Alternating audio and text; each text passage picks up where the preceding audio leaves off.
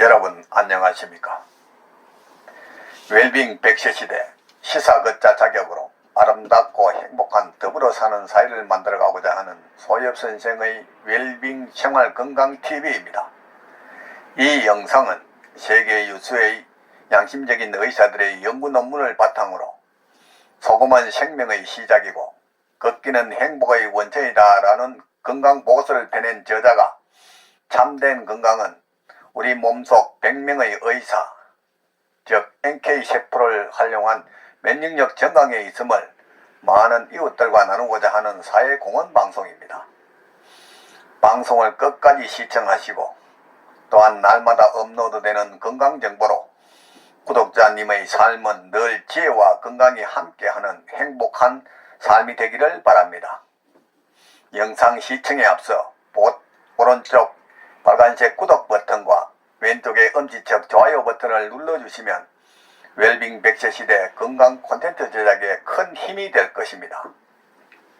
오늘은 약 복용은 몸에 이물질을 넣는 것이다 라는 주제로 말씀을 드리겠습니다. 우리가 살면서 절대 약을 먹어서는 안 된다고 전면적으로 부정하는 것은 아닙니다. 혈압 수치나 콜레스테롤 수치 또는 혈당치가 위험 수위에 다다른 사람에게 다른 합병증에 일어나지 않도록 예방하기 위해 약으로 수치를 떨어뜨릴 필요가 있다는 것은 자명한 사실입니다. 약을 먹으면 수치는 내려가는 것이 당연하기 때문입니다. 하지만 분명한 것은 약 대부분은 자연에 존재하지 않는 합성 물질이라는 것입니다. 사람의 몸에 약은 곧 이물질입니다. 본래는 몸속에 없어야 할 물질, 있다면 제거되어야 할 물질인 것입니다. 약이란 몸에 이로운 작용을 기대할 수 있지만 반드시 나쁜 작용도 함께 일어납니다. 즉 야누스의 두 얼굴처럼 약과 독을 함께 가지고 있다는 말입니다. 보통 사람들은 의사가 처방해준 약은 절대 안전하다고 믿는 경향이 강합니다. 그래서일까요? 자신이 먹고 있는 약이 어떤 성분인지도 모르고 그 약의 이름도 모르고 먹는 사람이 대부분입니다. 실제로 지금 어떤 약을 먹고 있습니까? 라고 물으면 글쎄요, 약 이름은 잘 모르겠습니다. 아무튼 혈압약이에요 라고 대답하는 사람이 많습니다. 약을 먹고 혈압이 내려가면 의사들은 잘 하셨네요, 이제 안심하셔도 됩니다 라고 합니다. 그 말을 듣고 환자들도 안심해 버립니다. 하지만 효과가 좋은 약일수록 그 약은 틀림없이 우리 몸 다른 어딘가에서는 나쁜 짓을 하고 있다는 사실을 알아야 합니다. 그 이면에는 또 다른 이름, 독이기 때문입니다. 약을 먹기 전에 봉투에 쓰인 부작용이나 주의사항을 꼭 한번 읽어보시기 바랍니다. 부작용이 없는 약은 없습니다. 많은 사람이 그것을 모르거나 외면한 채 지내고 있는 듯 합니다. 의사들이 그 부작용에 대한 책임을 질까요? 절대라는 말로 답을 할 수 있습니다. 자신은 오래된 병만 정체만 감추거나 개선하는 대정요법에 할 일을 다 했다고 생각합니다. 그럼 부작용이란 어떤 것일까요? 일반적으로 약을 먹으면 그 성분이 몸의 여기저기를 순회하다가 마지막에는 효소에 의해 분해되어 없어집니다. 예를 들어 혈압약의 성분도 어느 정도 시간이 지나면 간에서 분비되는 효소에 의해 분해되어 인체에 해가 없는 물질로 바뀌고 최종적으로 체외로 배출됩니다.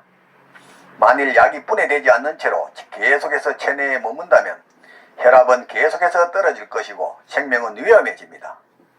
그런데 바로 이 인체의 해독작용은 사람마다 상당한 차이가 있습니다. 약의 부작용이 언제 어떤 식으로 나타날지는 사람마다 제각각인 것입니다. 우리가 일반적으로 먹는 진통제에도 알레르기가 생기거나 또는 심한 경련 등의 부작용을 일으키는 사람도 있습니다. 약을 분해하는 효소가 한 종류만 있는 것이 아니기 때문입니다. 그에 맞는 효소를 가지고 있느냐 아니냐의 실제 약을 먹어보지 않고는 알 수가 없습니다. 이렇게 약의 부작용은 사람에 따라 차이가 큽니다. 그만큼 약의 부작용은 매우 무서운 것입니다. 병원에서 처방받는 약이라고 해서 안전한 것이라고 장담할 수는 없습니다. 소위 잘 듣는 약일수록 반드시 부작용이 따르는 법이고 어떤 식으로든 우리 몸에 해를 가한다는 사실을 꼭 기억해야만 합니다. 따라서 웬만하면 약을 먹지 않는 것이 현명합니다. 약신앙, 의사신앙, 병원신앙은 생명을 단축하는 서서히 끓는 가마솥 물속의 개구리 신체일 뿐인 것입니다. 아울러 의사나 약사들은 약을 절대 먹지 않는다는 사실을 알 필요가 있습니다. 심지어 감기약도 먹지 않고 일반인들이 피로 해소제로 즐겨 마시는 바카스나 우루사조차 마시거나 먹지 않는다는 것입니다. 왜일까요? 이제 약을 아무 생각 없이 먹으려는 사람들이 답할 차례입니다. 우리의 삶에서 최고의 약 또는 의사는 내 몸 안에 있는 NK세포, 즉 자연살해세포입니다. 태어날 때 신으로부터 부여받은 항상성과 자연 치유력에 의한 면역력을 통한 치료가 바로 그것입니다. 그럼 면역력은 어떻게 하면 높일 수 있을까요? 거기에는 늘 말씀드리지만 질 좋은 소금 섭취와 운동입니다. 그 중에서도 유산소 운동이 가장 좋고 여기에는 걷기가 최고이자 최선입니다.